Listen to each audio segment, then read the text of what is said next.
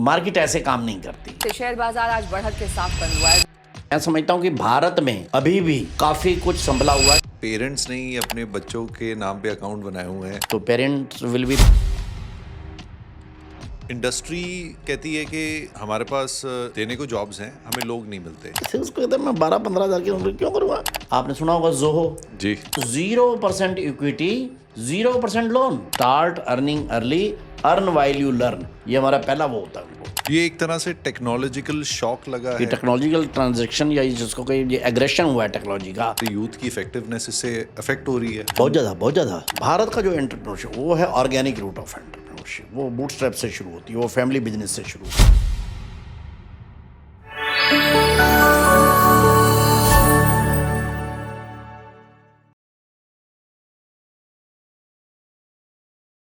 Satish ji, welcome to the Deep Root Talks, welcome to the Supreet Singh show. Thank you so much. Okay fine, नमस्कार। नमस्कार जी।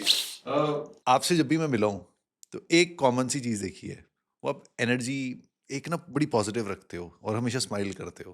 पहले तो आप इसका राज बताओ। इसका राज यही है कि मैं स्माइल करता ही हूँ। लेकिन ये हर एक व्यक्ति का अलग अलग स्वभाव रहता है, और मुझे लगता है काफ़ी बार तो ये आपके फैमिली और आपके डीएनए उसमें से आता है। हैप्पीनेस की बहुत आजकल बात होती है, और happiness I think by default हमारा गोल ही होता है हैप्पीनेस।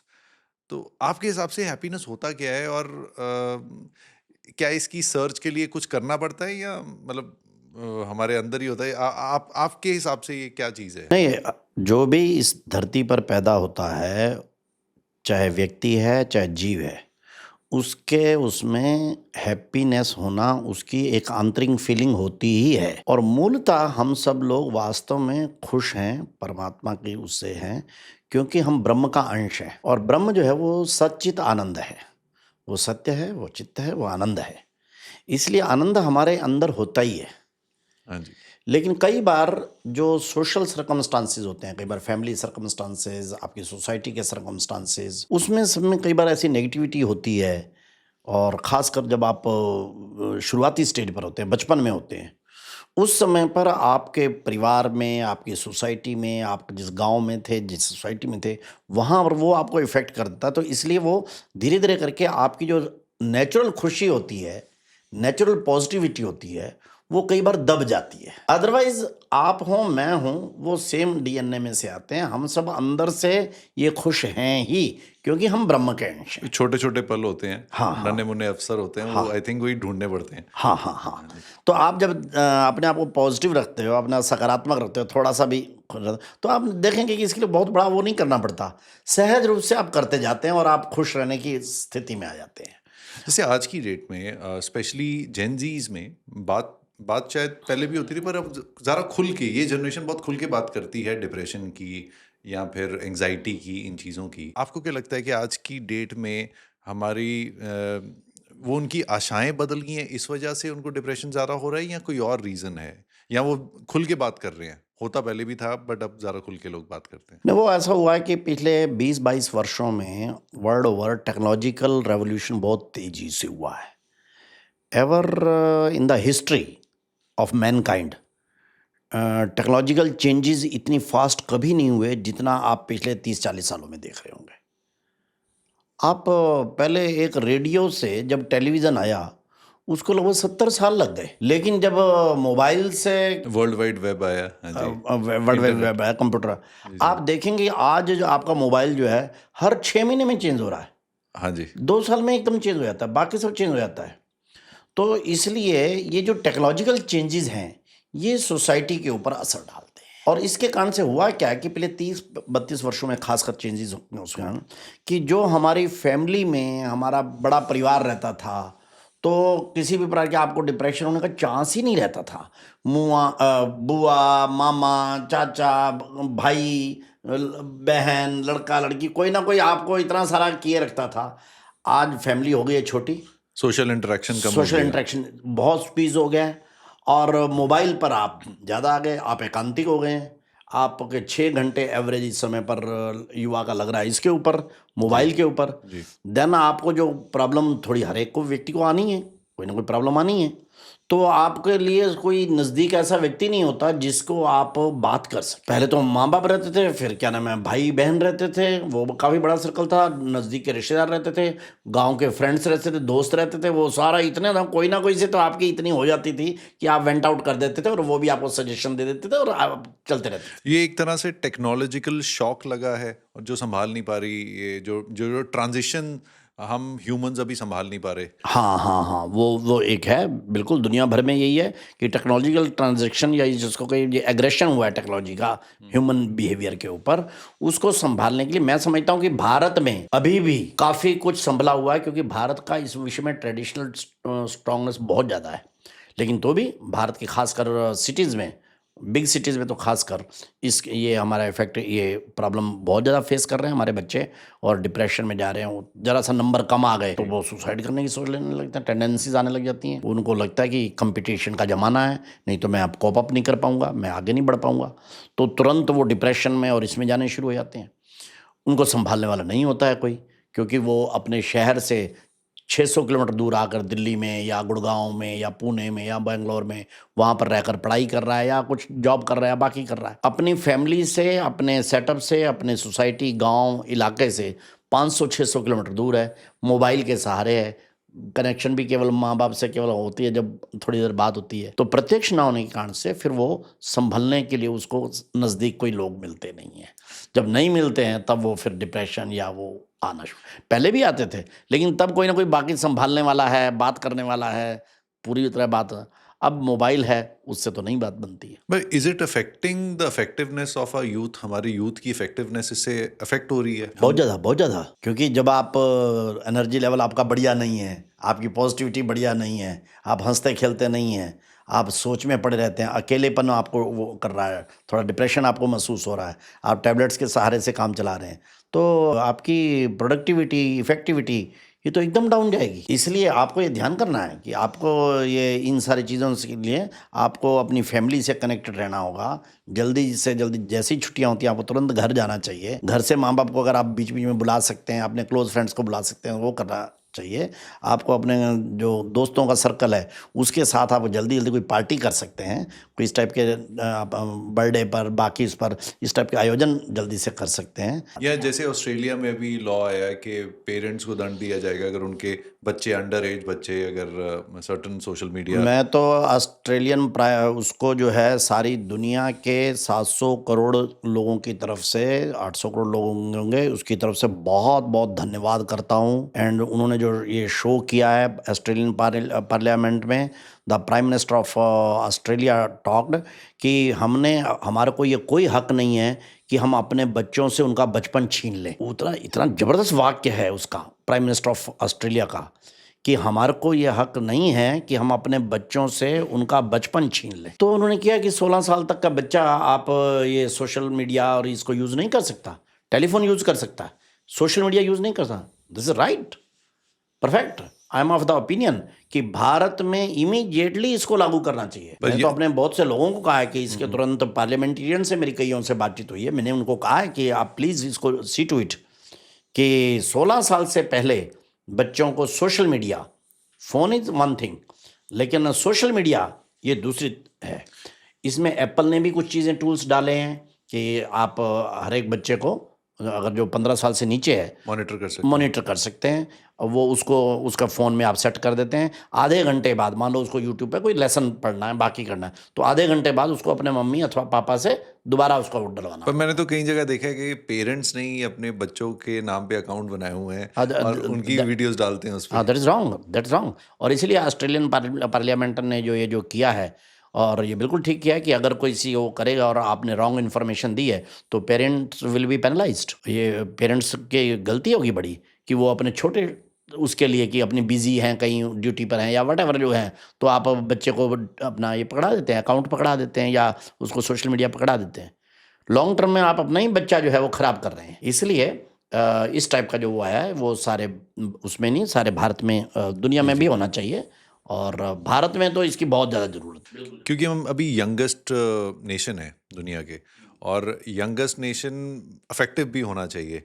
जो आज की डेट में एक जो इंडस्ट्री कहती है कि हमारे पास देने को जॉब्स हैं, हमें लोग नहीं मिलते। वेयर एज जब हम यूनिवर्सिटीज़ कहते हैं या फिर बच्चे कहते हैं या पेरेंट्स कहते हैं कि हमारे बच्चों के पास नौकरी नहीं है, तो वो जो स्किल गैप आता है, तो इसकी जो गैप की वजह ये टेक्नोलॉजी ज़्यादा लग रही है आपको या और भी चीज़ें हो सकती हैं इसमें? नहीं, ये एक दूसरे प्रकार का मामला है। अभी भारत में कनेक्टिविटी डिजिटल वो काफ़ी बड़ा है, लेकिन अभी क्योंकि भारत बहुत बड़ा देश है, 6.5 लाख गांव हैं हमारे यहाँ पर, लोग बहुत फैले हुए हैं और वो अभी कॉप अप नहीं कर पा रहे, तो इसलिए उसी क्या नाम है कि डिस्ट्रिक्ट के गांव में, मानो मैं पानीपत का रहने वाला हूँ, पानीपत के गांव का लड़का सोचता है मैं कहाँ जाऊँ नौकरी ढूंढने के लिए, और वहाँ की फैक्ट्री वाला कहता है यार मेरे को तो 15 लड़कों की जरूरत है, कोई आ जाए कैसे भी आ जाए, हाँ जी। और मैं तो 15-18 हज़ार की तो नौकरी उनको तुरंत देता हूँ, हाँ हाँ। और वो गांव में बैठा उसको पता ही नहीं है कि कहाँ पर वो बैठा है। तो यहाँ पर गैप है हिसाब किताब है। एक पहली बात तो ये है। तो इस वजह से भी है कि जो यूथ है ज़्यादा टाइम अपना इसलिए उस पर निकालती है क्योंकि वो फ्री है, उनको वो वहाँ तक पहुँच नहीं पाते। और उससे भी बड़ा कारण है वास्तव में, वो क्या है कि भारत का यूथ इस समय पर एस्पिरेशनल है, वो बड़ी चीज़ों की तरफ देख रहा है, बड़ी कमाई देख रहा है। हमारी इंडस्ट्री को जो ये कहती है कि हमारे को तो लेबर मिल नहीं रही, उनको चाहिए लो पेड वर्कर्स, जीरो स्किल्ड और सेमी स्किल्ड वर्कर्स। और क्योंकि हमारी इंडस्ट्री भी ग्रो कर रही है, इसलिए वो स्किल्ड वर्कर के लिए जितना पैसा देना चाहिए उसको तो तैयार नहीं होती। वो कहती है हमारे को तो 15,000-16,000 पे लड़का मिलना चाहिए। लड़का अब उसके घर पे उसकी ऐसी स्थिति है कि वो मोबाइल रखता है 30,000 वाला, 40,000 वाला, उसका मोटरसाइकिल है 80,000 रुपये वाली, उसके घर में इतनी स्थिति है, आराम से वो कर रहा है, वो किसी उसको कहते हैं मैं 12-15,000 की नौकरी क्यों करूँगा, खेत हैं उसके बाकी हैं। तो इसलिए वो जो है वो इस 15 है वो खाली, लेकिन वो 15,000 की नौकरी नहीं करना चाहता। वो सोचते हैं मैं 30-40,000 से कम वाला काम नहीं करूँगा। ये जो इंजीनियरिंग कर गया है लड़का, अच्छा इंजीनियरिंग कर गया, बाकी कर गया है, वो कहते मैंने इंजीनियरिंग कर ली है, उसको वैसी नौकरी देने वाली अभी सरकार या कंपनियां नहीं है, और 15, 16, 18 हज़ार पर ये करना नहीं चाहता। इसलिए आप देखेंगे कि जो ग्रेजुएट लोग हैं उनमें बेरोजगारी ज़्यादा है। जो गांव के 10वीं 12वीं पढ़े लड़के हैं ना, वो तो कहते हैं जी हमारे को कहीं काम दे दो 15,000 रुपये में, आपने सफाई का कर देना है या पानी पिलाने का काम हम कर देंगे। इसलिए अंडर ग्रेजुएट्स में या अंडर मैट्रिक लड़कों में बेरोजगारी काफ़ी कम है। जो ग्रेजुएट हो गए हैं, इंजीनियरिंग कर गए हैं, बीकॉम कर गए हैं, बीएससी कर गए हैं, उनमें ज़्यादा रहती है, क्योंकि वो एस्पिरेशनल है, वो 25, 30, 40 हज़ार रुपये से कमाना नहीं चाहता, ये 14-15 हज़ार से ऊपर देना नहीं चाहता, और काम भी इसको छोटा देना चाहता है। यहाँ पर एक बड़ा गैप जो है वो हमारे को इस समय पर इंडियन सिस्टम में दिख रहा है। एक ना सर, मैं अपना ही एक्सपीरियंस शेयर करता हूँ। मैंने 2009 में इंजीनियरिंग कंप्लीट की थी, तो उस समय जब लीमन ब्रदर्स की जब वो बैंक गिरा था तो रिसेशन आया था, ग्लोबल रिसेशन, तो उस वजह से बहुत जिनकी जॉब्स लग भी रही थी उनकी भी नहीं लगी थी। और उस समय क्या था, एक थॉट प्रोसेस था, और वो 1 साल नहीं, कहीं 3-4 साल तक रहा। जो मैंने बाद के बैचेस में भी जो बात की, वो था कि हमें बस स्टार्ट मिल जाए, हम 2 साल 3 साल लगाएंगे, काम सीखेंगे, एक शुरुआत हो जाएगी, अपने आप चढ़ जाएंगे। और मोस्ट ऑफ देम, जितने भी मैं लोग जानता हूँ, वो अच्छा काम कर रहे हैं आज की डेट में, अच्छी अच्छी कंपनीज में टॉप पोजीशंस पे हैं। बट वो शुरुआत उन्होंने नीचे से की और उसमें कोई नखरा नहीं था, और वो पहले 5 साल 7 साल मेहनत करके उस हिसाब से, आपने कहा जैसे एस्पिरेशनल एस्पिरेशनल सर, हम भी थे, वो मेरे बैचमेट सभी थे, पर उस समय जैसे एक्सपोजर इतना नहीं था, और बस इतना था कि एक शुरुआत मिल जाए बस। वो एक चेंज मैंने भी नोटिस किया है। ठीक है ना। हाँ जी। उस समय हमारे को, मैंने भी उस समय पर डिप्लोमा किया था, पॉलिटेक्निक का नहीं किया था, 82-83 की बात है। तो हमारे को तो क्या नाम है, उस समय मुझे ध्यान है, मेरा पहला ऑफर जो है मेरे को 700 रुपये का केवल मिला था।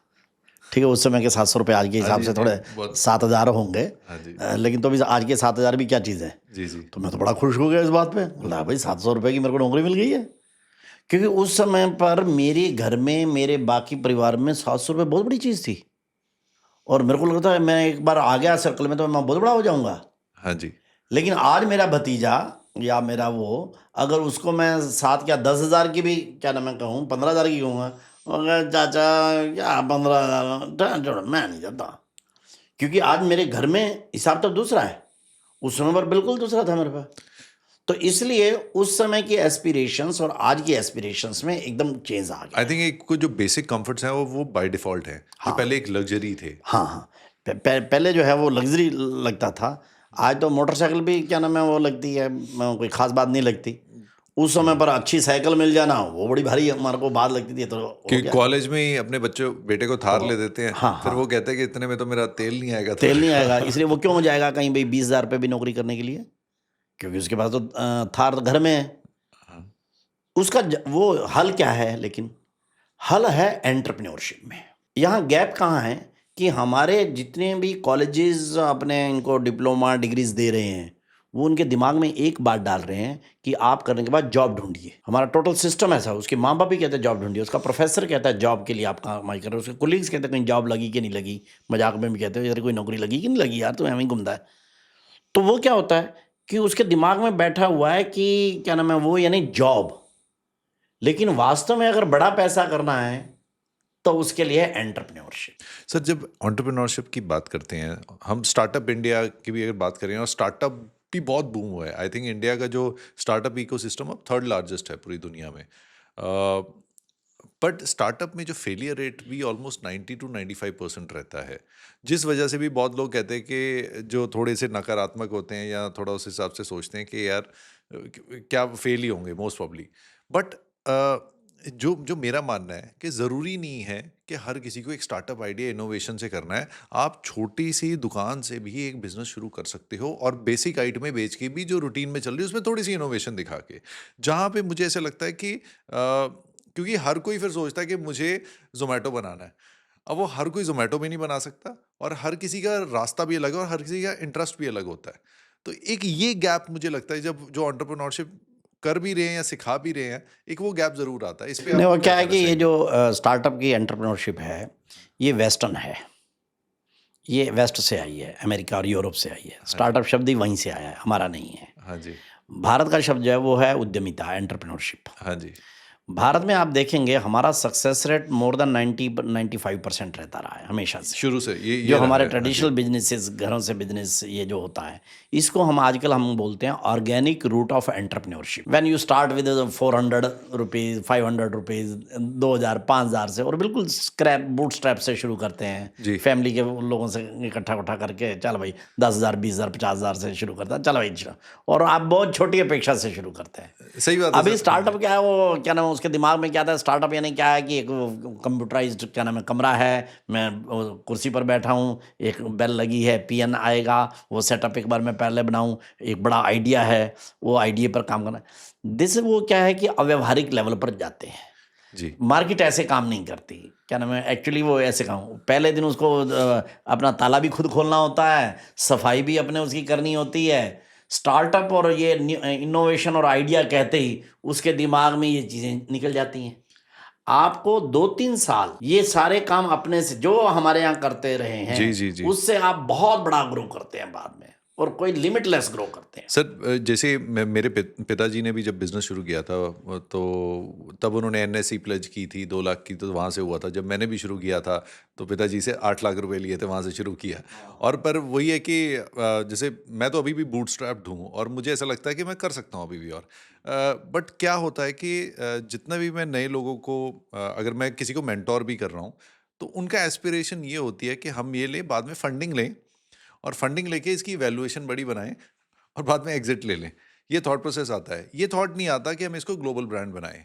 अब ये जो गैप है, ये भी ये जो हम कहीं बड़े जब हम सक्सेस स्टोरीज देखते हैं, फिर शार्क टैंक पे भी लोग आते हैं, फिर देखते हैं कि हमें भी ऐसा बनना है, इतनी वैल्यूएशन करनी है, हालांकि चाहे वो कंपनी लॉस में हो आज तक। तो ये एक गलत ट्रेंड नहीं इस तरफ थोड़ा सा बिल्कुल बिल्कुल, ये जो वेस्टर्न ट्रेंड है ये वो नहीं कर सकता, सर्वाइव नहीं कर सकता, अभी कर भी नहीं रहा है। जैसे आप ही ने शुरू में कहा कि 90% फेलियर रेट है, क्या करेंगे? तो अगली बार, एक बार जो फेलियर हो जाता है वो अगली बार हिम्मत नहीं करता, उसके पेरेंट्स भी हिम्मत नहीं करने देते, उसको कहते भी नहीं यार छोड़ तू अपना नौकरी कहीं ढूंढ, जी जी तो वो जी। करता है। इसलिए भारत की जो उद्यमिता है, भारत का जो एंटरप्रेन्योरशिप, वो है ऑर्गेनिक रूट ऑफ एंटरप्रेन्योरशिप। वो बूटस्ट्रैप से शुरू होती है, वो फैमिली बिजनेस से शुरू होती है, वो छोटे से शुरू होती है, और वो धीरे धीरे करके ग्रो होती है, 2-3-4 साल में ग्रो अप हो जाती है, और फिर जो उसके बाद छलांग लगाते हैं, देन आप बैंक लोन ये वो कहीं जाते हैं तो उसे प्रॉब्लम नहीं। मैं आपको अपने परिवार का ही उदाहरण बताता हूँ। मेरा भतीजा है, हमारे बलराम नंदवानी जी, उनका लड़का है, हैमर उसका स्टार्टअप है, अगर आप गूगल करेंगे हैमर आता है, बड़ा इसने ये जो जी जी जी जी एक्सेसरीज हैं, yes yes yes yes yes हाँ, हाँ जी हाँ जी वो शार्क टैंक में गया, जी जी मैंने देखा था, वो एपिसोड भी देखा था। तो उसको ऑफर हो गया वहाँ पर 7% आप इक्विटी दे के, शायद उसको आई थिंक कोई 12-13 करोड़ का कोई ऑफर हुआ कि हाँ हम इसमें लगा सकते हैं। लेकिन उसने घर पर पूछा, हमारे से भी बातचीत की, बलराम नंदवानी जी हमारे वो हैं, उनसे बातचीत, उसके पापा हैं, उनसे बातचीत की, तो कुल मिलाकर सब लोगों का हमारा मत बना कि इसको छोड़ दीजिए। क्यों? मेरी सोच तो खास कर ये थी, मैंने कहा भाई अगर कोई इन्वेस्टर आ रहा है, एक तो वो हमारे से ज़्यादा दिमागी है, वो कोई ऐसा बच्चा नहीं है ना, वो ज़्यादा चुस्त है, वो एक्सपीरियंस्ड है, हाँ जी वो जानते हैं मनी मेकिंग, वो क्यों लगा रहा है? हाँ आखिर उसको यहाँ से कोई प्रॉफिट ज़्यादा दिख रहा होगा ना, वो चैरिटी तो कर वो नहीं चैरिटी रहा। तो कर नहीं रहा तुम्हारे ऊपर, कोई तुम उसका रिश्तेदार तो हो नहीं, हाँ तो हाँ ठीक है। और उसको दिख रहा है कि तुमने अपनी मेहनत से अभी ये जो 15-20 करोड़ की कंपनी बना ली है, अपनी मेहनत से, घर के पैसे से, और इसमें उसको तुम्हारी मेहनत, तुम्हारा आईक्यू, इसको वो परचेज करना चाहता है। क्यों चाहते हो? जल्दबाजी क्या है तुम्हारे को? तो ठीक है, तो उसने छोड़ दिया। आज वो काफी अच्छा ग्रो कर रहा है, आज उसके पास तो लगभग 80 लोगों की टीम है, एंड उसको तो भविष्य की चिंता ही नहीं, बिल्कुल कोई वो नहीं। और बड़ा एक टॉप का उदाहरण बताता हूँ आपको, आपने सुना होगा जोहो, जी दुनिया का सबसे वो बड़ा उदाहरण, भारत का सबसे बड़ा उदाहरण। जी no 0% equity, 0% loan, and they are running $4 billion company, no equity, कोई वो नहीं, कहते मैं गया ही नहीं। मेरे को सेबी का चीफ भी कहता है कि सर कोई 10-20% तो आप इक्विटी यहाँ डाल दीजिए, मेरे को जरूरत ही नहीं, मैं अकेले जाता हूँ, उससे मैं ज़्यादा अच्छा ग्रो करूँ। This is organic route of entrepreneurship, Bharat को यही फलती है। और मैं बताऊँ आप लोगों के आज स्टार्टअप, तो रजिस्टर्ड स्टार्टअप कितने हमारे पास? 2 लाख। जी तो क्या चीज़ होती है भारत जैसी बड़ी उसमें, जहाँ पर हर वर्ष जो है लगभग 3 करोड़ बच्चे पैदा हो जाते हैं, तो क्या नाम है, वहाँ पर 2 लाख क्या चीज़ है? कुछ भी नहीं है। बाकी भारत, और जॉब्स तो 8-10% से ऊपर होती नहीं हाँ भाई, 2-2.5%, 2.5-3% की होती हैं गवर्नमेंट, डिफरेंट स्टेट गवर्नमेंट और लोकल गवर्नमेंट जॉब। 8-8.5% होती हैं, 9% होती हैं प्राइवेट सेक्टर की जॉब, ये मिला के 11-12%, 12-12.5% से ऊपर होती ही नहीं जॉब्स। सारा भारत कैसे कमा रहा है? और एमएसएमई सेक्टर विश्व का सबसे बड़ा है, 9 करोड़ एमएसएमई है बड़ा, और ये एमएसएमई का सक्सेस रेट देखिए आप क्या है, more than 80%, more than 90% even. क्यों? ये ट्रेडिशनल बिजनेस है जी ये ट्रेडिशनल तरीके से सोचना, बूट स्ट्रैप से उठने वाले लोग हैं, एक लॉन्ग टर्म विजन के साथ हैं कि एक लेगेसी बिजनेस बनाए। लेगेसी बिजनेस बनाए, और वो बड़े अच्छे चलते हैं हमारे यहाँ पर। अब देखिए, मैं पानीपत का रहने वाला हूँ, मैं हमारे यहाँ तो इतनी इंडस्ट्री है, और इतना उनके लड़के उसको आगे के आगे टेक्नोलॉजी नई एडवांस जी, डाल जी। देते हैं, चीज़ें डाल देते हैं। जो हमारे साथ की पीढ़ी थी वो तो अभी भी मोटरसाइकिल को ही बहुत बड़ा मानती है, अब वो हमारे बच्चे जो है एसयूवी गाड़ियों में घूमते हैं, और हमारी इंडस्ट्री में क्या नाम 200 लोग भी काम करते हैं, जहाँ पहले 3 या 4 को भी हम बहुत बड़ी समझते थे। तो हमारे बच्चों ने आके उसको इनोवेटिव तरीके से नई चीज़ें डाल दी हैं, टेक्नोलॉजिकल टूल्स नए डाल दिए हैं, we are growing up in right direction. इसलिए भारत का 2 लाख स्टार्टअप तो मिनिस्क्यूल भी नहीं है, परसेंटेज में भी नहीं है। जी जी जी नो नो नो, बाकी जो भारत ग्रो अप कर रहा है, ये जो 7%, 7.2% की हम जीडीपी निकाल रहे हैं, ये किसके आधार पर निकाल रहे हैं? ये इंडियन एंटरप्रेन्योरशिप है, भारतीय जो उद्यमिता है, ये स्टार्टअप जो वो है उद्यमिता, ये वेस्ट की है। जो भारतीय उद्यमिता है वो उसका सक्सेस रेट मोर देन 90% है। सर, पर हम देखें जैसे स्टार्टअप की मार्केटिंग पीआर बहुत स्ट्रांग है, वेराज जिसकी हम बात कर रहे हैं, जो एक्चुअल देश चला रहा है, उसकी पीआर मार्केटिंग थोड़ी कम है, इसलिए लोग थोड़ा कम अट्रैक्ट होते हैं, और वो ग्लैमर नहीं है इतना उसमें। हाँ, ये प्रॉब्लमेटिक भी है थोड़ा सा, उसमें सरकार भी ज़रा उस पर चली जाती है, ज़रा सरकार को अपने तरीके से सोचना होता है। लेकिन ये सोशल ऑर्गेनाइजेशन का काम होता है, वो हम स्वदेशी जागरण मंच में ये काम करते हैं। हम स्वावलंबी भारत अभियान चला रहे हैं, और उसमें हम सारे देश में प्रतिवर्ष 8 लाख से ऊपर युवकों को यही चीज़ें बताते हैं कि आप एंटरप्रेन्योरशिप में जाओ, लेकिन एंटरप्रेन्योरशिप भारतीय उद्यमिता में जाओ, ऑर्गेनिक रूट ऑफ एंटरप्रेन्योरशिप में जाओ, बूट स्ट्रैप से आप जाओ, आप सेफ साइड खेलोगे। Start earning early, earn while you learn, ये हमारा पहला वो होता है उनको part, earn while you learn. Earn while you learn. जब आप पढ़ाई कर रहे हैं, जब आप सेकेंड ईयर में, फर्स्ट ईयर में पढ़ रहे हैं, उस समय पर आप छोटी कमाई 1,000 रुपया, 2,000 रुपया कमाना शुरू, तब आपके ऊपर लोड नहीं होता, तब आपकी ट्रेनिंग इंटर्नशिप शुरू हो जाती है, एक नेचुरल एंटरप्रेन्योरशिप। मैं 9वीं में पढ़ता था जब मैंने पहली कमाई करनी शुरू की। हाँ, तो उससे ठीक हो गया। फिर 11वीं में मैंने ट्यूशन पढ़ाई करनी शुरू की, मैंने पढ़ाई जो है करते हुए कमाते रहा हूँ मैं, क्योंकि हमारे घर में थोड़ा सा उस समय पर थोड़ा ऐसी वीकनेस हो गई थी आर्थिक रूप से, तो उसे हम बिल्कुल ठीक है ना, मेरी पढ़ाई पर कोई नेगेटिव इफेक्ट आया, बल्कि मैं ज़्यादा सीरियस हो गया अपनी पढ़ाई के बारे में भी, और मैं कमाता भी था, और दुनिया भर में ऐसे चलता है। सर ऐसे ही होता है, there is no shortcut to building, और जो हम सक्सेस की तो बात करते हैं, but there is no shortcut to building up a successful and sustainable enterprise. हाँ टाइम लगता है, एफर्ट देनी हाँ पड़ती है, हाँ, और जितना नीचे से शुरू करेंगे उतना सस्टेनेबल बनेगा। सस्टेनेबल रहेंगे, सेफ रहेंगे, हाँ जल्दबाजी नहीं करनी चाहिए। आजकल कई बार हमारे लड़के जो है ना, एक ही रात में जो है ना बस अमीर और लखपति और करोड़पति बनना और चाहते सर हैं। सोशल मीडिया पे इतनी स्टोरीज आती हैं जिसमें वो दिखाते हैं हाँ कि बस 25-25 साल के, 30-30 साल के, हाँ इतना वो ग्लैमर कई बार दिख हाँ जाता है, तो फिर हाँ, वो सभी को लगता थोड़ा है कि ऐसे ही हाँ होना ऐसे ही चाहिए, होना चाहिए। इतनी जिंदगी थोड़ा निकालनी है, मतलब वो एक फिर डायरेक्शन चेंज हो ना जाती है। हाँ ना, यहाँ पर एक सोशल ऑर्गेनाइजेशंस का, एजुकेशनल इंस्टीट्यूशंस का, गवर्नमेंट का इवन बड़ा रोल है कि उन्होंने राइट टाइप ऑफ एंटरप्रेन्योरशिप हमारे लड़के लड़कियों को सिखाना चाहिए, बताना चाहिए, वही उनके जीवन की सक्सेस स्टोरी ठीक से बनती है। जो मोबाइल्स पर स्टोरीज भी आते हैं, तो उसको भी अगर डीप देखेंगे तो वास्तव में वो भी ऑर्गेनिक एंटरप्रेन्योरशिप ही होती है। हाँ जी मेरे को बिट्टू टिक्की वाला BTW वाले आए जी हमारे जी। यहाँ पर, वो जब मिले, हमारी हमारी बातचीत हुई, तो मैंने उनको ध्यान किया, अरे इसका बड़ा आजकल बड़ा पंप एंड शो है, लेकिन ये जो स्टोरी बता रहा है कि मैं तो रेडी लगाता था, BA मास्टर था, रहने के बाद वो आलू टिक्की गोलगप्पे की रेडी लगाता था। वो कहते हैं ना sir, overnight success takes many years. हाँ हाँ हाँ हाँ, तो वो ऐसा है।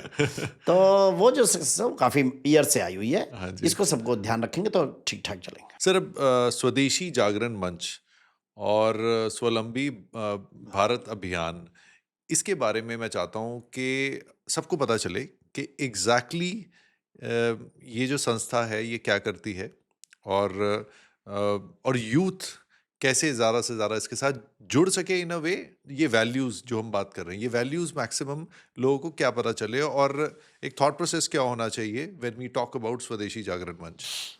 स्वदेशी जागरण मंच इस देश में एक महापुरुष हुए हैं, श्रद्धो दत्तोपंत ठेंगड़ी, उन्होंने शुरू किया 1991 में। उससे पहले वो भारतीय किसान संघ और भारतीय मजदूर संघ भी शुरू कर चुके थे। 1991-92 का वो समय था जब भारत एक टर्न ले रहा था। भारत ऑन द कर्स्प ऑफ, क्यों कहिए कि हम तो बैंकरप्सी के उस पर थे।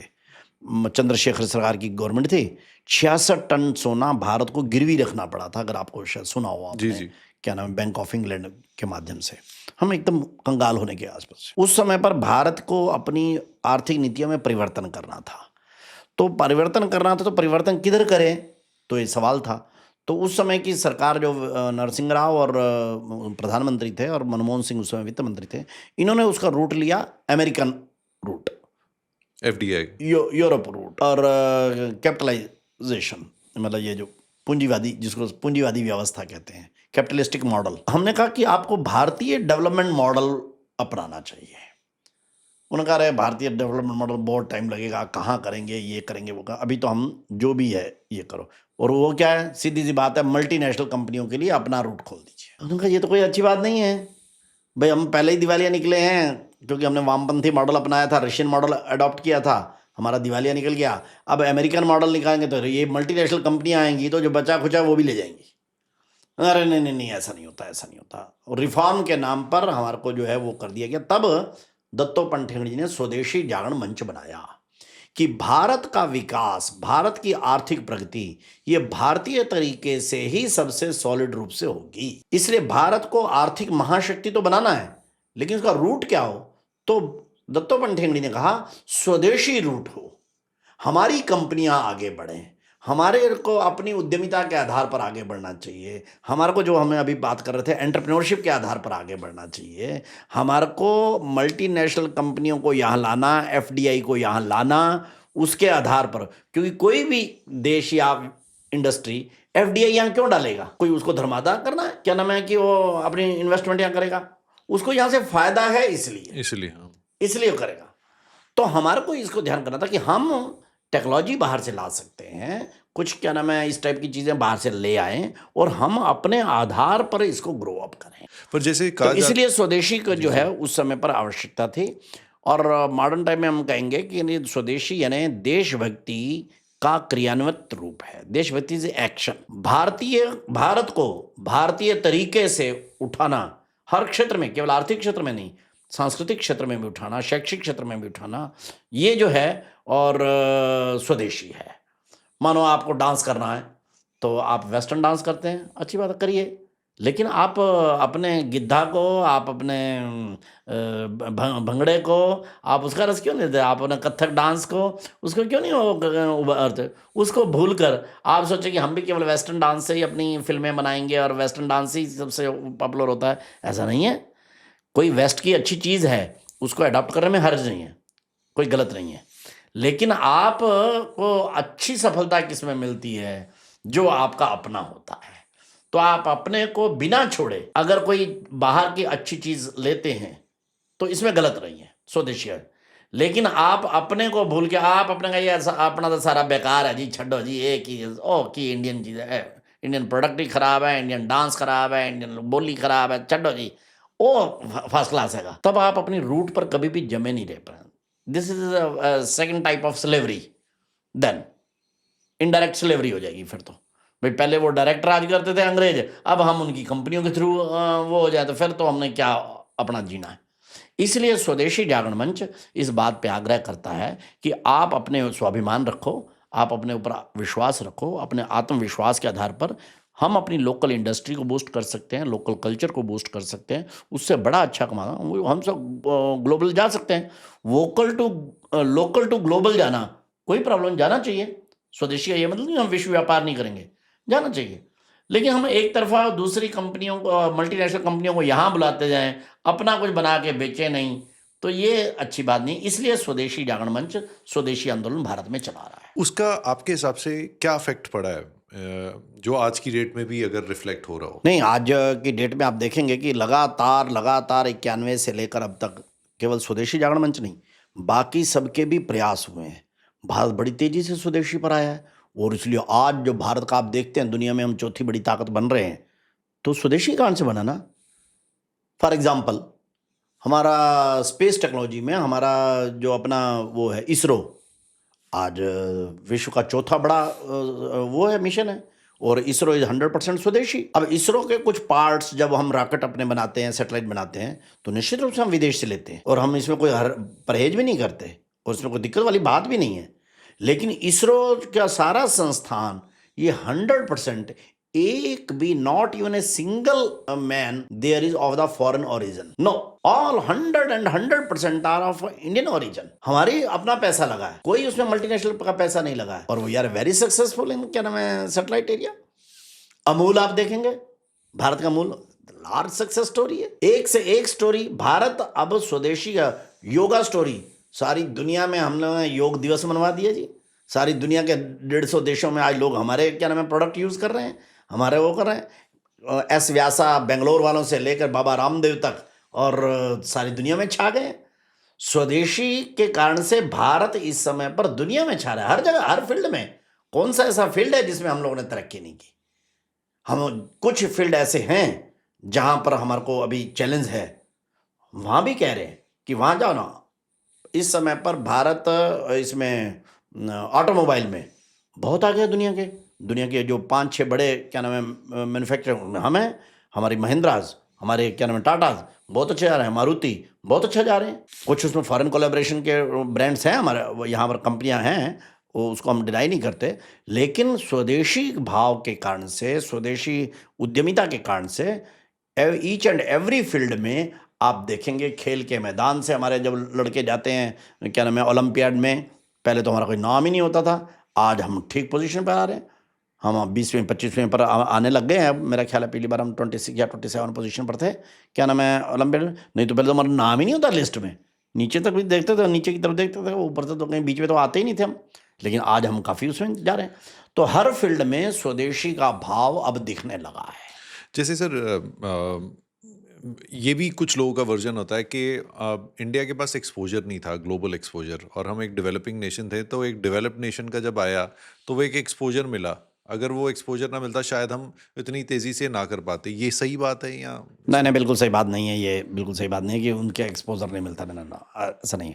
भारत अपने से ही उठने लग गया था, और भारत जिन फील्ड में उठा है उसमें हमारे को कोई क्या नाम है उसकी आवश्यकता भी नहीं थी। मैंने अमूल की आपको सक्सेस स्टोरी में, जी। वो अमूल वर्ल्ड का सबसे बड़े सक्सेसफुल प्रोजेक्ट में से है।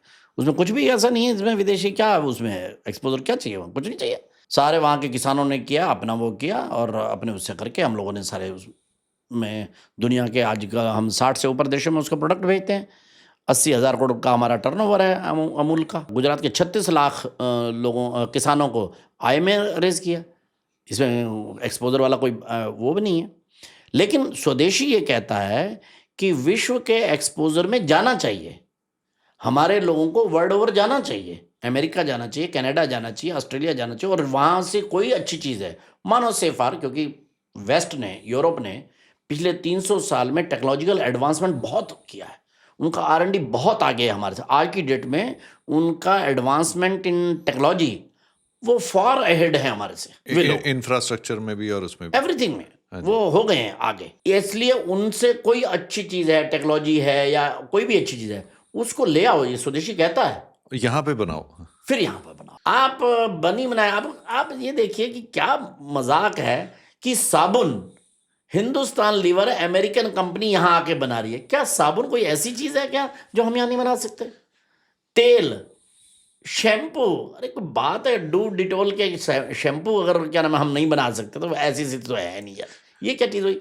हाँ, मानो AI के कुछ वो प्रोडक्ट्स हैं जो हमारे यहाँ नहीं बन रहे, इसलिए अगर कोई कंपनी कहती है कि मैं आपके यहाँ पर आकर AI बना का ये वो बना देती, प्रोडक्ट बना देती हूँ, वी आर वेलकमिंग। सर जब मुझे भी याद है 90s में, इवन अर्ली 2000s में जब बड़े हो रहे थे, तो जब हमारे कोई रिश्तेदार जब कनाडा, अमेरिका, इंग्लैंड इन देशों से आते थे तो हमें बड़ा इन्फीरियर सा महसूस थोड़ा करा भी देते थे, थोड़ा हम भी हो जाते थे, बिकॉज कुछ चीज़ें वो फ़र्क था। तो जिस वजह से उस समय a lot of youth got incline towards the American style या हॉलीवुड से बहुत इंस्पायर हुए थे, और फिर वो जब बोला ना कि अपनी जड़ों से दूर हो गए थे, तो ये चीज़ अफेक्ट नो डाउट बहुत की है। Agree agree. ये उस समय का एक दौर था जिस समय पर भारत का एक ऐसा वो काल था, ये 90 से लेके 2000, ये इस समय था, उससे पहले भी था। जी। तो उसमें और सबको लगता था कि अरे वाह अमेरिका, कोई जैकेट आप पहने बैठे हैं, अगर ये जवानी यार ये थोड़ा मैंने दे दे यार, मैं शादी जाना है, हाँ, थोड़ा एक बार यार, वो बड़ा भारी लगता था।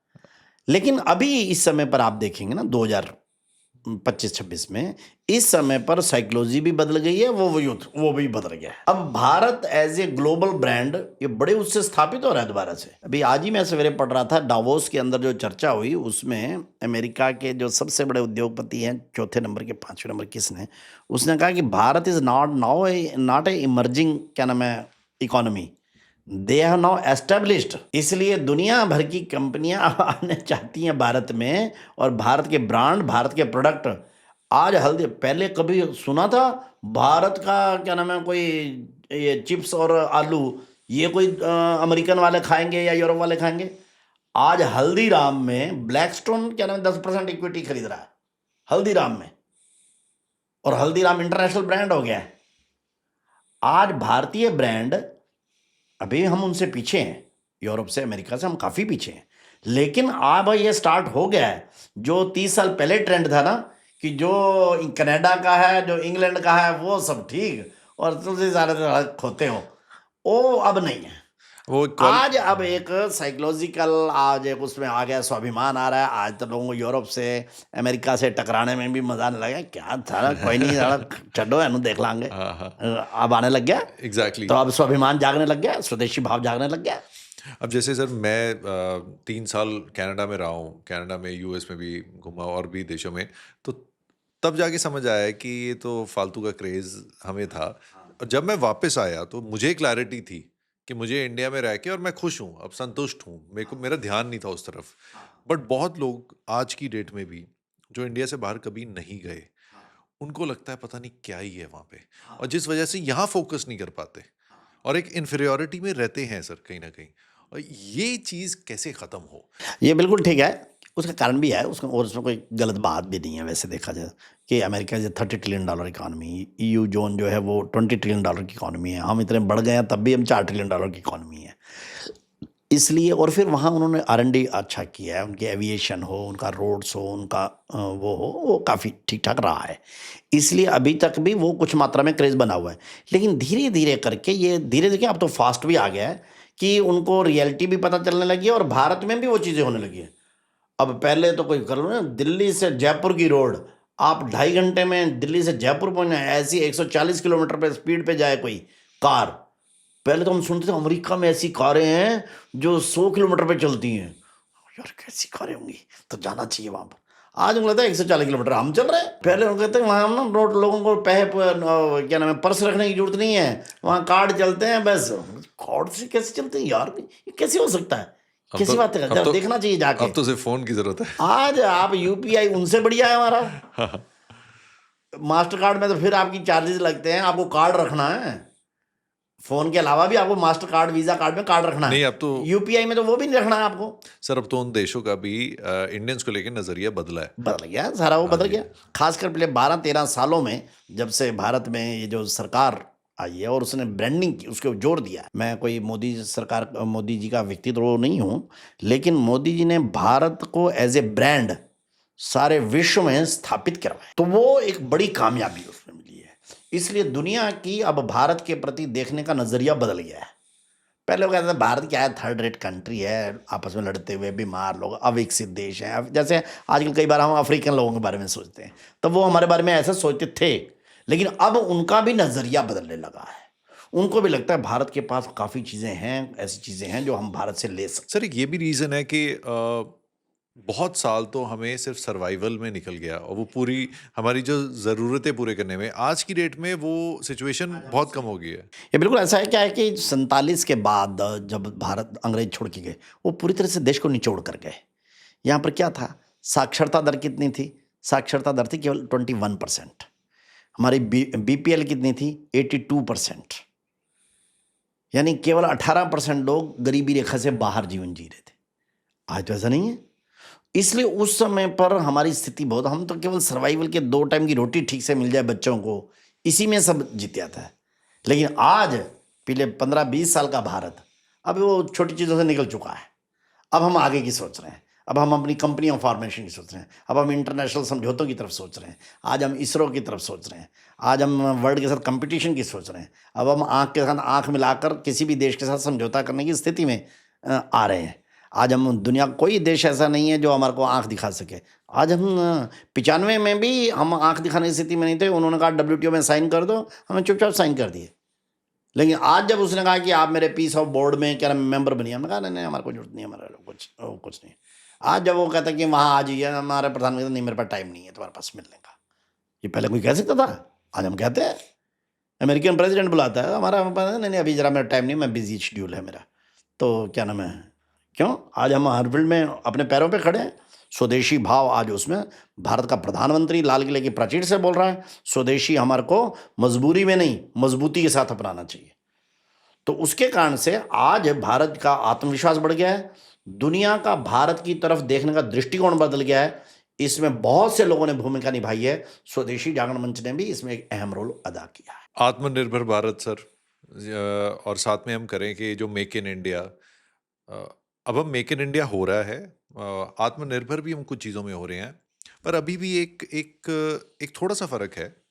जो हमारे यहाँ ब्रांड्स बन रहे हैं वो ग्लोबल पर्सपेक्टिव के हिसाब से कम ब्रांड्स बन रहे हैं, वेराज जब कोई अमेरिकन कंपनी या इवन कोई यूरोपियन कंपनी कोई ब्रांड बनाती है वो ग्लोबल एक्सपेंशन के पॉइंट ऑफ व्यू से बनाती है, तभी बर्गर किंग, मैकडोनल्ड्स, KFC की चेन्स आपको ज़्यादा मिलेंगी। वेराज इंडियन जो है हाईवेज पे जाएंगे तो ये ऑप्शन ही ज़्यादा मिलते हैं और इनकी यूनिफॉर्मिटी भी बहुत ज़्यादा होती है। अब इंडिया में भी कई अच्छी, जैसे हल्दीराम्स बीकानेर वाला है, देन हम चायोस की बात करें, ये एक इंडियन अच्छी चेन्स चली हैं और मेंटेन कर रहे हैं तो हैं, पर वो नंबर बहुत कम है कि अभी मैं ये नहीं चाहता कि हर देश में मुझे यहाँ चायोस मिल रहा है या हर देश में मुझे हल्दीराम्स मिल रहा है।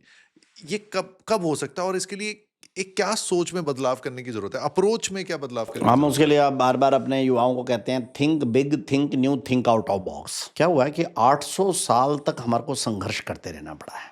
पहले इस्लामिक फोर्सेस से, फिर अंग्रेज़ों से। उसके कारण से हमारे यहाँ पर बड़ा सोचने की, कुछ ज़बरदस्त करने की सोच ही नहीं। हम तो इतने बार-बार मार खाई, बार-बार दबे, हमारे दादे, परदादे वग़ैरह रोज़ कहीं इधर से भागो, कहीं उधर से भागो, कहीं वहाँ लड़ाई ल लग गई है, कहीं दूसरी लग गई है।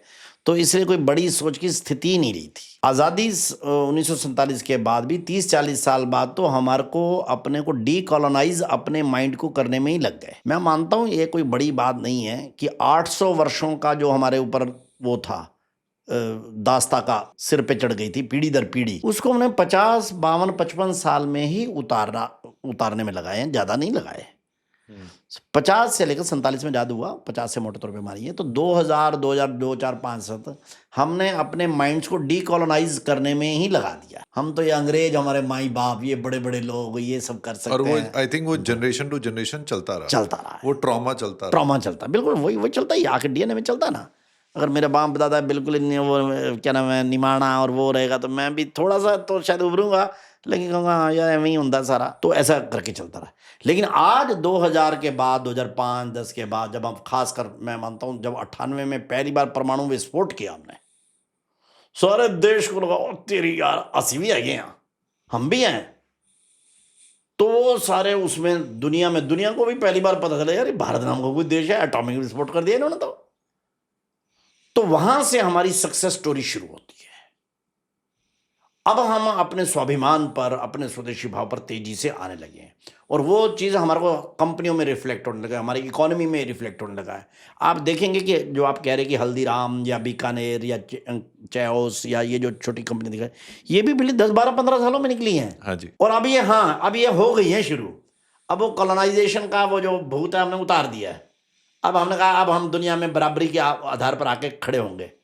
अब हमारी कंपनियां जो है ग्लोबल बननी चाहिए। हम अभी आयुष के हमारे लोग जब करने लगे तो हमने ग्लोबल आयुष फोरम बनाया। हमने कहा ग्लोबल चलो भाई। पहले हम अगर करते, मैं यही मतलब अगर 20 साल पहले तो मेरे कार्यकर्ता क्या कहते हैं, ओ सतीश जी छड्डो जी तुम की गल्ला करते हो, आप अगर हमारे इधर क्या नाम है उत्तर भारत में बिकवा दो ना जी तो ही बड़ी बात है। हाँ। लेकिन आज जब मैंने अपनी टीम से बात की कि भाई हमारा ग्लोबल आयुष को फैलाना है, तो हाँ ठीक है बताएं कैसे करना है। आज इंडियन माइंडसेट जो है पूरे ग्लोब में अपनी कंपनियों को ले जाने के लिए तैयार हो गया है। लेकिन जब बड़ा ट्रांजिशन होता है तो दैट टेक्स टाइम, वो थोड़ा समय तो लेता है, तो ये थोड़ा समय लेगा। लेकिन आगे आने वाले 15-20 साल में ये अब हमारे हैं। अब हम वर्ल्ड प्लेयर बन गए हैं।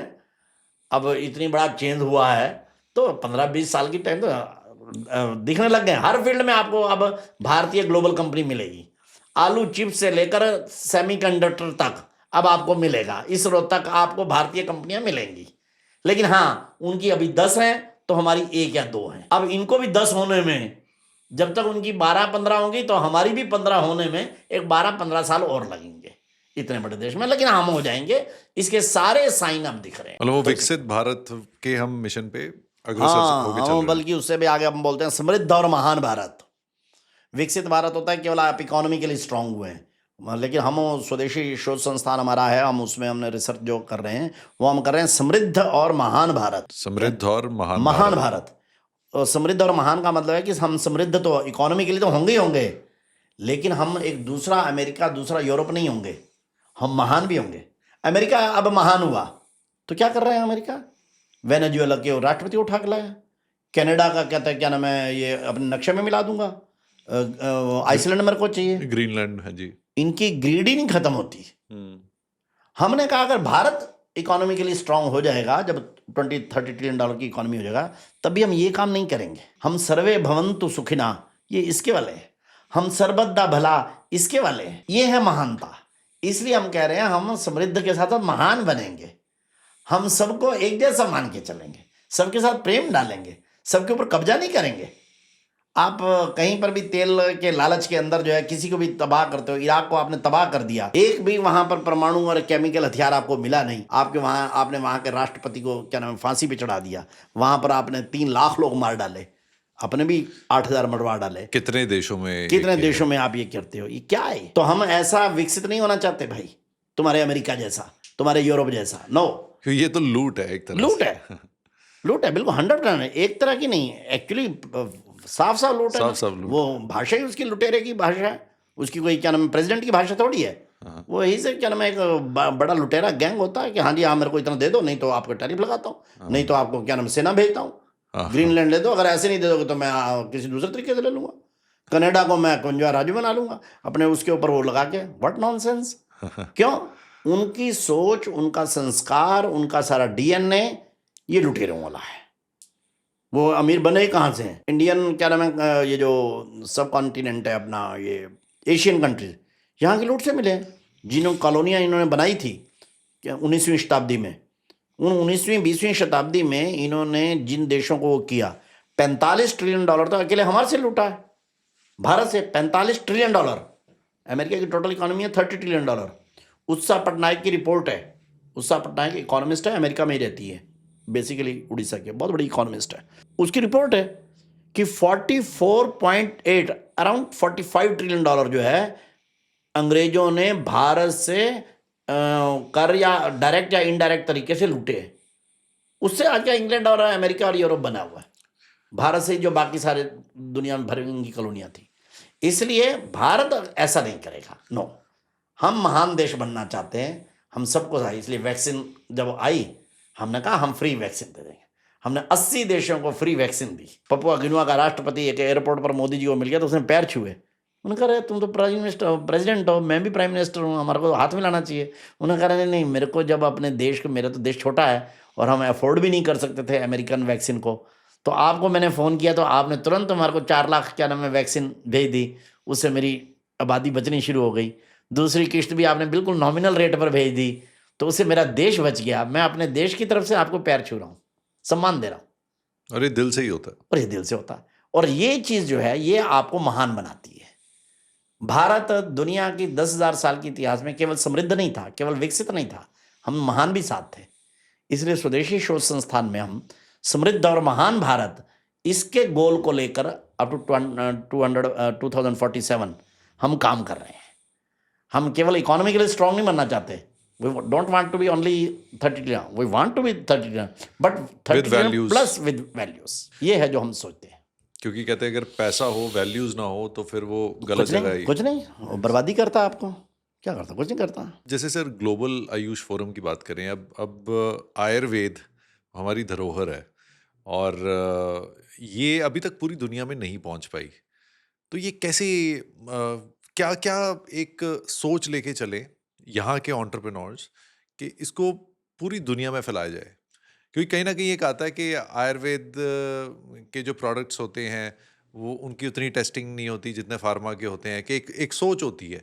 तो पर आयुर्वेद सबसे पुरानी साइंस में से एक है और वो इंडियंस को भी अभी पूरी तरह नहीं पता। जिनको पता है, जैसे मैं आयुर्वेद का बहुत बड़ा फ़ैन हूँ क्योंकि मैं खुद आयुर्वेद के इलाज से मेरी ज़िंदगी ट्रांसफॉर्म हुई है।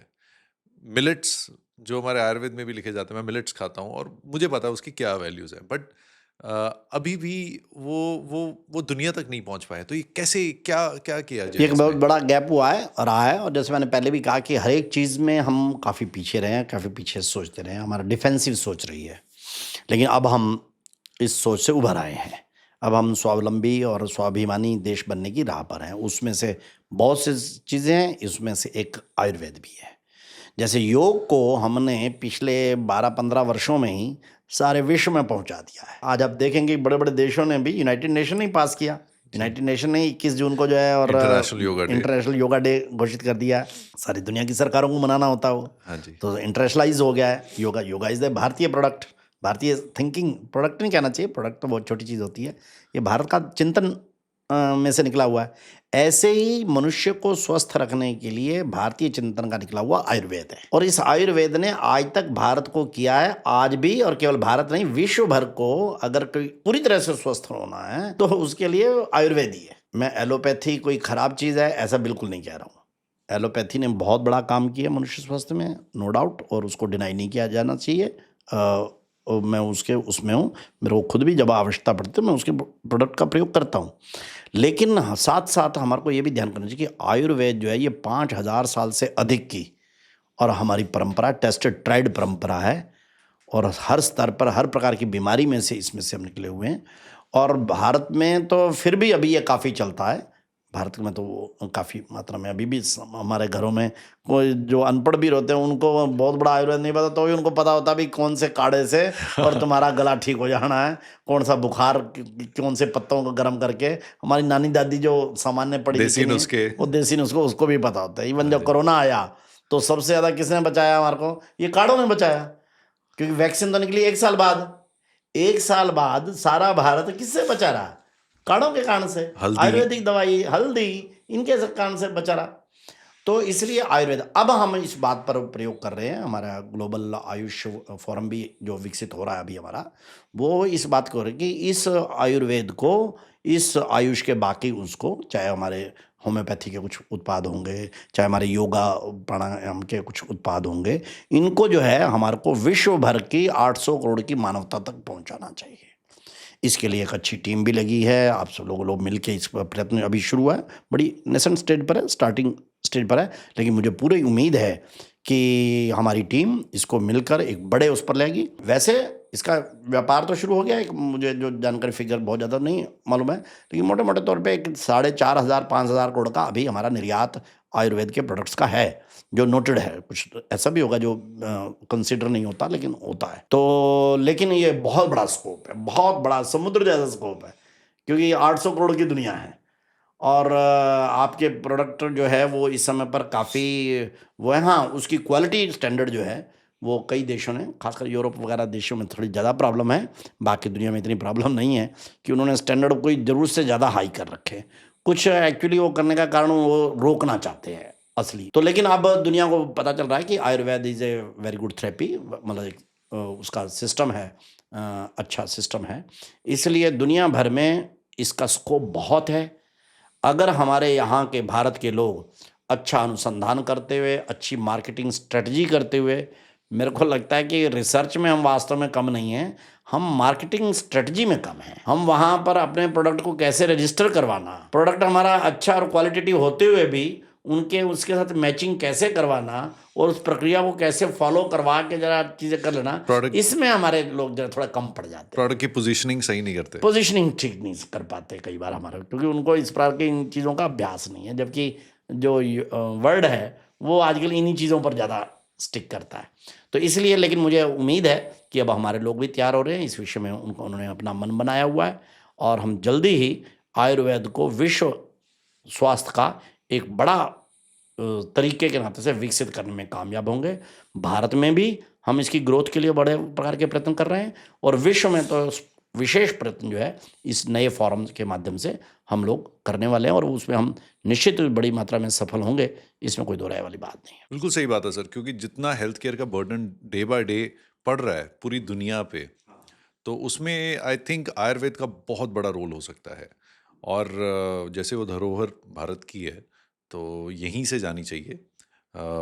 और कुछ ऐसी चीज़ें हैं जो है भारत की, पर लोगों ने, दूसरे देशों ने अपना ठप्पा लगा लिया तो ये जो है यहीं से ऐसे अगर होगा पूरी दुनिया में, एक बहुत बड़ा मैसेज भी जाएगा और हेल्थ केयर का बर्डन भी लो होगा, तो विच इज़ अनदर। पहले तो क्या था कि आयुर्वेद के ऊपर हमारी शोध भी बहुत कम होती थी। अब तो मेरा ख्याल है कि 16 या 17 यूनिवर्सिटी सारे देश में हो गई हैं आयुर्वेद के ऊपर, प्राइवेट और सरकारी मिलाकर, और इस विषय में रिसर्च भी हो रहा है, मार्केटिंग स्ट्रेटजी भी हो रही है। और जो पुराने स्थापित ब्रांड है हमारे, डाबर के हैं, हमदर्द वालों के हैं, या बाबा रामदेव भी अब पुरानों में माना जाएगा, वो होगा, उनके अलावा भी नए वो बड़ी उसमें हमारे को जो है वो दिखते हैं। मैं कर्नाटक गया, वहाँ तो था ही था, लेकिन मैंने कुरुक्षेत्र में देखा, हमारे गुरुकुल में ही, पहले कभी नहीं देते, लेकिन अब वो तो बड़े है उससे, और उसमें विदेशी यहाँ में आए बेटा गुरुकुल में, हमारा कुरुक्षेत्र तो हम कल्पना नहीं करते, उसमें विदेशी कहाँ से पहुँच जाएगा। कुरुक्षेत्र बहुत छोटा शहर है और गीता का शहर है, तो उसमें विदेशी कहाँ से आ जाएंगे। लेकिन और वो आयुर्वेद का इलाज कराने, अपना कराने के लिए आए, पंचकर्मा कराने के लिए आए हुए थे। अभी थोड़े दिन पहले की बात है, मैं वहाँ गया था। तो आज उत्तर भारत में भी और बाकी जगह पर भी केवल आयुर्वेद उत्पाद ही नहीं, आयुर्वेद की जो सर्विसेज हैं, पंचकर्मा या इस टाइप के जो सर्विसेज हैं जो यहीं पर ही होती हैं ज़्यादातर, उसमें भी बड़ी तेज़ी आ रही है। और मैं पिछले दिनों में उसके पास गया था, उडुपी के पास, तो वहाँ एक आयुर्वेदिक सेंटर में ही गया था। तो वहाँ उस दिन जो वहाँ थे लगभग 70 लोग थे, 70 में हम 7 या 8 केवल इंडियन थे, 62 जो है वो रशियन और यूरोपियन बाकी लोग थे। मैं नोएडा में अभी हमारे ग्रेटर नोएडा में हमारे ब्लिस वाले आयुर्वेदा वाले हैं, वहाँ भी मैं देखता हूँ बड़ी मात्रा में विदेशी आके यहाँ अपना इलाज कराते हैं, 15-15 दिन ठहरते हैं। तो विदेशी आते हैं और 15-15 दिन आयुर्वेद और पंचकर्मा और ये सब कराते हैं। ये भी सारे इस हमारे ग्लोबल आयुष फोरम का क्या नाम है, कामों का ही एक हिस्सा है। सर आपने वो एक भी सेंटर में सर्विसेज और प्रोडक्ट दोनों। जी जी, एक सेंटर में मैं भी शेयर करना चाहता हूँ क्योंकि लोगों को ये जानना इम्पोर्टेंट है। मैं जहाँ पे जाता हूँ या जिस वेलनेस सेंटर में वहाँ पे मुझे मतलब इंडियन ओरिजिन के अमेरिकन सिटीजन एक मिले और उनको एक बहुत रेयर कोई स्किन की प्रॉब्लम थी और अमेरिका के डॉक्टर्स ने हर डॉक्टर ने हाथ खड़े कर दिए थे कि इसका कोई इलाज नहीं है। एंड जब मैं गया था उनको तब लगभग 1 महीना हुआ था वहाँ पे और मैंने उनसे पूछा, मैंने कहा कैसा फील कर रहे हो? कहता मैंने पिछले 5 साल में इतना बढ़िया फील नहीं किया। फिर 1 महीने बाद और बात हुई, सर ऑलमोस्ट 50% वो प्रॉब्लम रिलीव हो गई थी आयुर्वेद की वजह से। और वो कहते हैं एक जिंदगी की नई राह दी थी। एक और लेडी थी, वो कतर से ट्रैवल कर रहे थे, तो उनको डॉक्टर्स ने बोल दिया कि आपकी ओवरी रिमूव करनी पड़ेगी, सिस्ट है। वो साल में मतलब हर 3 महीने में हफ्ते के लिए आते हैं एंड 1 साल से वो प्रॉब्लम ऑलमोस्ट जड़ से जा चुकी थी और कुछ नहीं करना पड़ा। बड़ा होता है, हाँ बड़ा जी, होता है। और ये एक नहीं, ऐसी कितनी स्टोरीज है। मैं कहता हूँ अगर ऐसी स्टोरीज भी प्रोपागेट हों, पता चलेगा कि लोग जो सोचते हैं या क्योंकि कई बार वही ब्रांडिंग की बात है, मार्केटिंग हम कई बार सही नहीं करते, तो उस वजह से सही स्टोरीज नहीं पहुंच पाती और लोगों को वो एक्चुअल जो मिरेकल्स हैं आयुर्वेद के, और आयुर्वेद भी बहुत वाइड साइंस है, तो उसके बारे में अगर और बहुत साइंटिफिक साइंस है, इट इज नॉट। बहुत स्टोरी है। आज ही मैं बैठा था, हमारे राहुल गुप्ता जी हैं, उनके पिताजी वो अब तो 72 साल के हैं। उनको कुछ वर्ष पहले एमआरआई किया। एमआरआई में क्या कि आपकी जो वो रीढ़ की हड्डी है वो सारी की सारी डैमेज हो गई है, टीबी या शायद कैंसरस उसके कारण से, और इसका कोई इलाज नहीं है। ऑपरेशन होगा और उसमें भी क्या होगा कह नहीं सकते, बस आप ये करिए। लेकिन उन्होंने आयुर्वेदिक वो किया और 1 साल बाद वो कहते हैं कि पहले वो कहते थे कि आपकी अगर ये ठीक हो भी गई ना तो इसमें इतनी सीमेंट भर कर सीमेंटिंग करनी पड़ेगी, अदरवाइज तो आपको बस ये बड़ा सर्वाइव ही कर पाओगे, इससे ज़्यादा नहीं हो, और वो भी कितना हो पाएगा, नहीं हो पाएगा। लेकिन आज वो कहते हैं कि एमआरआई की रिपोर्ट देखते हैं तो एलोपैथी वाले डॉक्टर हैरान कहते हैं नहीं आप तो किसी और की एमआरआई दिखा रहे हो। वही एमआरआई कहते ये हो ही नहीं सकता, किससे इलाज किया, आयुर्वेदिक तो आयुर्वेदिक से ये कैसे हो सकता है, उनको भी समझ नहीं आ रहा है, लेकिन ये है मेरे सामने सक्सेस स्टोरी है। मुझे ऐसा लगता है सर कि अगर बाकी साइंसेज ना आयुर्वेदा को साथ लेके चलेंगे तो उन साइंसेज का भी असर बढ़ेगा, हाँ उनकी दवाइयों का असर भी बढ़ेगा हाँ और ये साथ चलना पड़ेगा। हाँ। लेकिन इसमें बस केवल इतना ही है कि जब हम आयुर्वेद की बात करते हैं तो उस समय पर हम जो एलोपैथी के डॉक्टर हैं उनके बारे में या आयुर्वेद चिकित्सा के बारे में किसी प्रकार का नकारात्मक धारणा नहीं रखनी चाहिए। जी वो भी एक बड़ी फुल साइंस जी है, जी जी अगर जी लाखों करोड़ों लोग उससे इस समय पर फायदा उठा रहे हैं, जी जी। इसलिए एलोपैथी की पद्धति को डिनाई करना ये तो कोई अच्छी बात नहीं है। मतलब सब साथ साथ सारी साइंसेज को हाँ एग्जिस्ट हाँ करनी हाँ, को चाहिए। एग्जिस्ट करें। हाँ आजकल जी बहुत से हॉस्पिटल्स में क्या नाम है 3-4 डॉक्टर, एक एलोपैथी का डॉक्टर, एक आयुर्वेद का डॉक्टर, एक योगा का ट्रेनर, ये बैठ के क्या नाम है किसी एक पेशेंट के बारे में एक टोटल अप्रोच जो है वो बनाकर इलाज भी आजकल बहुत से जगह पर करते हैं।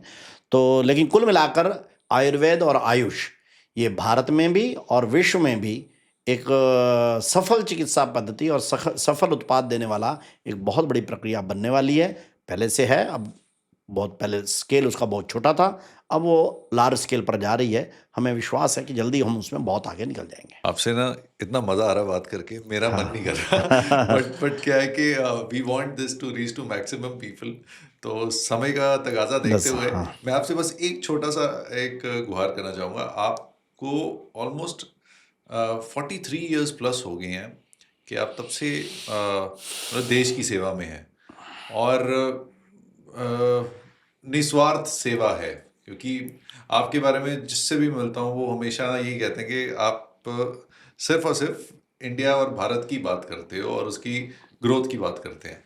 अब एक एक एक मैसेज मैं चाहता हूँ जो सिर्फ यूथ को नहीं, हर एक उस एंटरप्रेन्योर को भी दिया जाए जो बिजनेस तो कर रहा है और ग्रोथ करे, पर कहीं ना कहीं देश के लिए अपनी जिम्मेदारी भी माइंड में रख के चले। बिल्कुल, हम जो एंटरप्रेन्योरशिप के 5 सिद्धांत बताते हैं, तो उसमें हम 5वां सिद्धांत यही बोलते हैं, नेशन फर्स्ट स्वदेशी मस्ट। कोई भी देश और समाज, इवन परिवार, वो बिना त्याग के, बिना संयम के ये चलते नहीं हैं।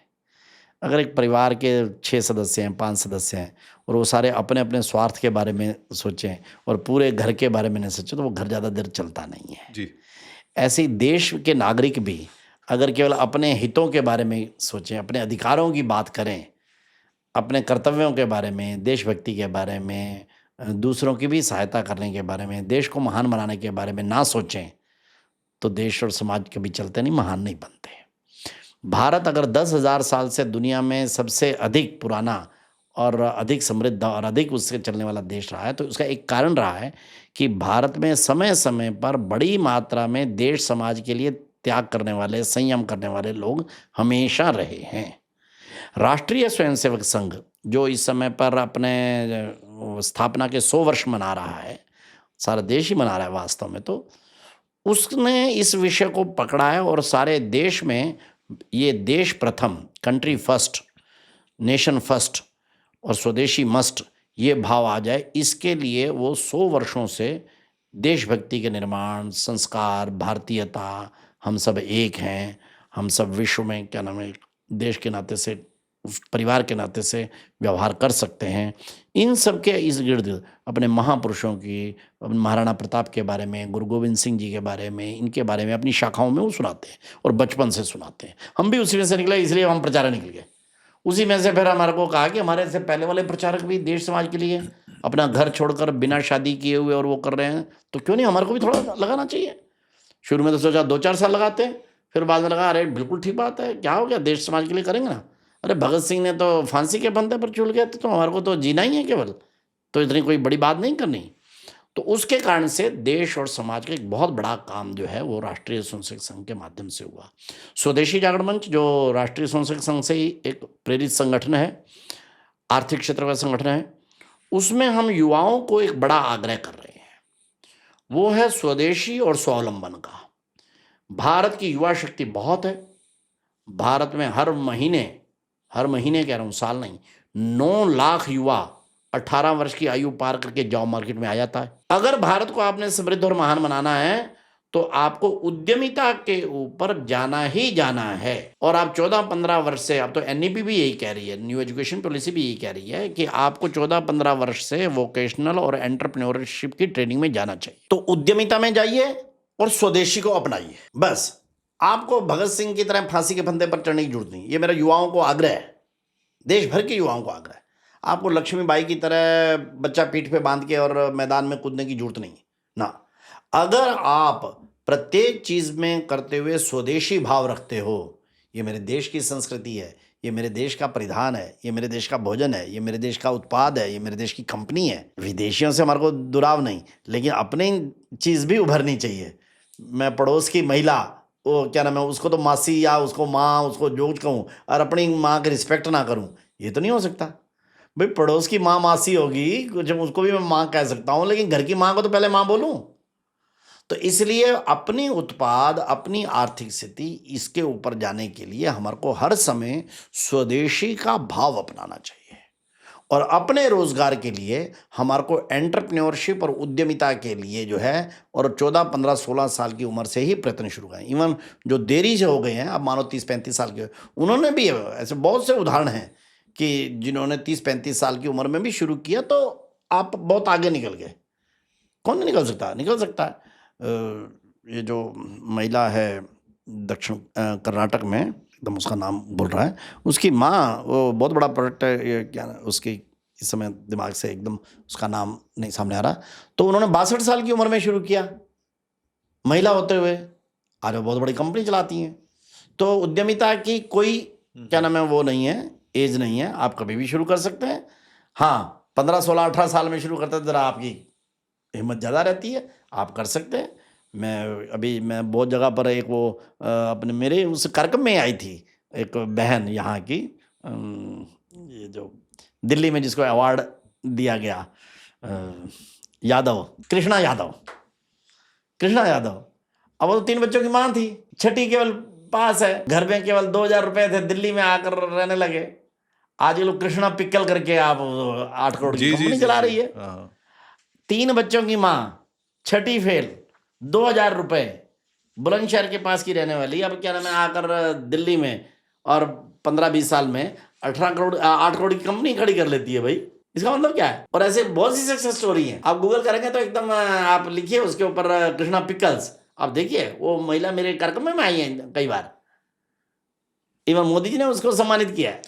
तो उद्यमिता की आयु नहीं है, उद्यमिता के लिए आपको बड़ा भारी पैसा चाहिए ऐसा जरूरी नहीं है, आपको इच्छा शक्ति चाहिए, बिल्कुल थोड़ा सही सोच बड़ी चाहिए, थोड़ा संघर्ष करने की हिम्मत चाहिए, थोड़ा नए तरीके से सोचने का तरीका चाहिए, बस और आप निकल जाएंगे।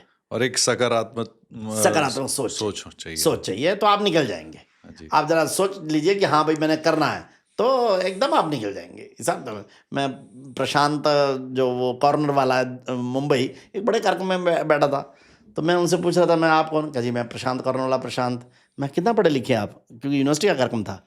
तो कहा नहीं जी मैं तो 8वीं पास हूँ। मैं कहा 8वीं पास है तो यूनिवर्सिटी के कार्यक्रम में कैसे आए? तो लेकिन कह चलो आपने बुलाया तो मैं आया हूँ। तो मैंने कहा आपसे, कहा हाँ अभी मेरा नंबर, पहले आपसे पहले मेरा नंबर है। वो खड़ा हुआ और जैसे ही उसने कहा यू नो मी, तो लोग चुप थे। मैं प्रशांत कॉर्नर वाला प्रशांत। लड़के सीटियां बजानी शुरू कर दी। मैं सोची यार ये तो कोई हीरो है। तो क्या है कि प्रशांत कॉर्नर की वहाँ प्रशांत ये है, लोगों को तब ध्यान कि वो बड़ी सक्सेस स्टोरी है जी। 8वीं क्या नाम है पढ़ा हुआ लड़का है, मुंबई में ठाणे में जाकर उसने मिठाई का काम शुरू किया, छोटे छोटे और पेन बेचने का काम। उसने बताया वहाँ पर मैंने 16 प्रकार के काम किए और आज वो 45-48 साल में है। आज वो वहाँ पर 6 करोड़ की क्या नाम है अपने वो चला रहा है, केवल मुंबई ठाणे के अंदर ही उसके 22 आउटलेट है और बड़ा बिजनेस करता है। और ऐसी जो है ना सक्सेस स्टोरीज छोटी छोटी बहुत है। हाँ बहुत है और बिल्कुल। वो हाईलाइट होनी बहुत important इसलिए मेरा युवाओं को कहना है कि आप उद्यमिता के बारे में सोचिए और स्वदेशी के बारे में सोचिए। हर घर स्वदेशी, हर युवा उद्यमी। इस पर अगर हमारे युवा आ जाएं, हमारे परिवार आ जाएं, सोचना शुरू करें, तो भारत को समृद्ध और महान बनने में देर नहीं लगेगी। आपकी क्वालिटी लाइफ, आपकी फ्यूचर लाइफ, आपका कैरियर इन 2 शब्दों में है, स्वदेशी और उद्यमिता यानी स्वावलंबन। बस आप स्वदेशी और स्वावलंबन के रूट पर आ गए तो भारत को तो आत्मनिर्भर भारत बनने में देर लगेगी ही नहीं लगेगी। इस समय पर भारत आत्मनिर्भर होने के मार्ग पर चल पड़ा है। भारत के युवा लाखों की मात्रा में, करोड़ों की मात्रा में बल्कि मैं कहूं, वो उद्यमिता के ट्रैक पर आना शुरू कर चुके हैं। कोई जो रह गए हैं अभी भी नौकरी, केवल वो नौकरी गलत तो नहीं है, लेकिन तो भी अगर वो उद्यमिता के रूट पे आते हैं तो वो high quality life, high income group में आ सकते हैं। इसकी पूरी संभावना है, सैकड़ों नहीं, हजारों नहीं, लाखों इसकी सक्सेस स्टोरियां हैं। उसका हम उनसे इंस्पिरेशन लें और हम भी इन 2 शब्दों के इर्द गिर्द अपनी लाइफ को आगे बढ़ाएं। फिर दोहराता हूं, हर घर स्वदेशी, हर युवा उद्यमी, तो निश्चित रूप से आप भी अपना कैरियर अच्छा बनाएंगे और देश तो आत्मनिर्भर बनेगा ही। यही मेरा संदेश। से yes to good quality Indian products. हाँ यस बिल्कुल कि इंडियन प्रोडक्ट जो हाँ है जी। वो बहुत अच्छे उसके होते हैं और इस समय पर हम काफ़ी जल्दी से आगे आ भी रहे हैं। आपने इतने ध्यान से और इतने अच्छे ढंग से सारा विषयों को भी किया और इस समय पर सामान्य व्यक्तियों से लेकर देश के प्रधानमंत्री तक भी इसकी अपील कर रहे हैं। हमको भी इस विषय में आगे बढ़ने के लिए विचार करना चाहिए और निश्चित रूप से हम इस सारे में कामयाब होंगे। इस समय पर इतना पर्याप्त है। थैंक यू सो मच, आपने अपना कीमती समय निकाला और एक बहुत ही कीमती डिस्कशन हुई है ये। I would say this is ये एक बहुत चीज़ें, बहुत ज्ञान मिलता है बट कीमती ज्ञान काफ़ी कम मिलता है। सो ये मैं ऐसे कीमती ज्ञान बोलूँगा। इसे हमें संभाल के रखना चाहिए और मैक्सिमम लोगों तक पहुंचना चाहिए। हमारी भी यही कोशिश रहेगी। और आपको ये हमारे शो में आके कैसा लगा थोड़ा सा? ना बिल्कुल यहाँ तो आप लोग जो है पहले से ही ये चला रहे हैं सारा ग्रुप और इस विषय में आप लोग, मेरे को भी ऐसा फील हो रहा है कि घर में बैठ के ही हम बात कर रहे हो जैसे एकदम एक बड़ी पॉजिटिव वाइब्रेशंस जो है वो आ रही हैं और आप लोगों की ये जो इच्छा है कि हाँ ऐसे पॉजिटिव थॉट्स, इस प्रकार के पॉडकास्ट, इस प्रकार के सारा वो सारे बाकी के जो नए युवक हमारे युवक युवती आ रहे हैं उनको भी सुनना को मिलना चाहिए। तो जो आप लोगों का ऐसा प्रयत्न है इस विषय में, उसको भी मैं जो है और अभिनंदन करता हूँ। और इस विषय में आप लोग आगे बढ़ें, इसकी शुभकामनाएं देते हुए मैं अपनी बात पूरी करता हूँ। बहुत बहुत धन्यवाद। थैंक यू जी, धन्यवाद जी, नमस्कार। नमस्कार। नमस्कार जी।